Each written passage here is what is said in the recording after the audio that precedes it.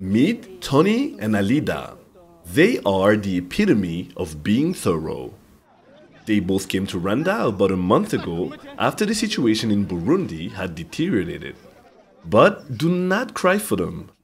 They're not looking for pity. They mean business. On a créé une boîte qui s'appelle Casecom et qui est une boîte de communication. Et c'est une boîte qu'on a créée au début de l'année en 2015. Donc moi je venais juste de terminer 7 ans en tant que chargé de communication dans un projet de l'Union européenne, un projet de bonne gouvernance.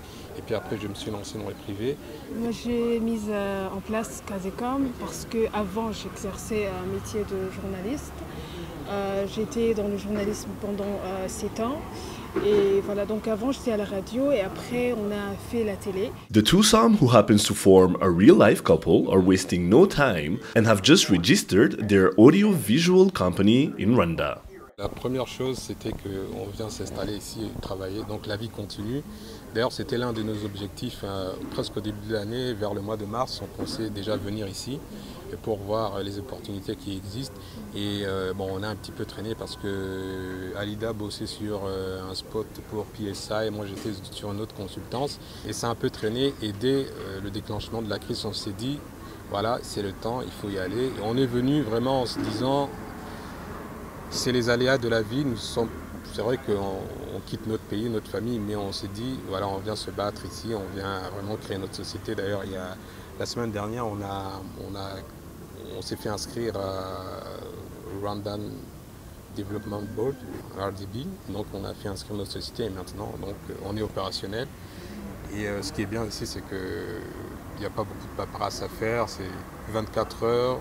On a notre propre entreprise et c'est tout. Je trouve qu'il n'y a pas assez de publicité, il n'y a pas assez d'émissions qui sont vraiment de qualité, qu'on peut vraiment qualifier de professionnels et de créativité en plus. Il y a cette touche-là qui manque ici, la créativité dans l'audiovisuel, des émissions de qualité, des spots publicitaires qui vraiment montrent cette touche-là de professionnalisme.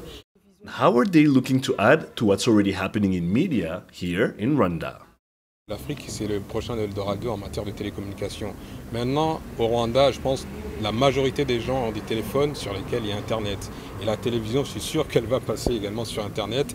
Et donc, ce qui se passera à la télévision, tout le monde pourra le regarder sur son téléphone, avec les podcasts des émissions, des infos, etc., des publicités. Et donc là, on revient à la question en disant, voilà, l'audiovisuel sera très très important avec le développement, le boom des télécommunications ici en Afrique. Il faut que les gens s'adaptent, il faut que ces gens-là qui ont des choses à montrer, qui ont des choses à vendre, s'adaptent à ce genre d'outils de communication. As resilient as they get. Regis Sheja, Rise and Shine Rwanda.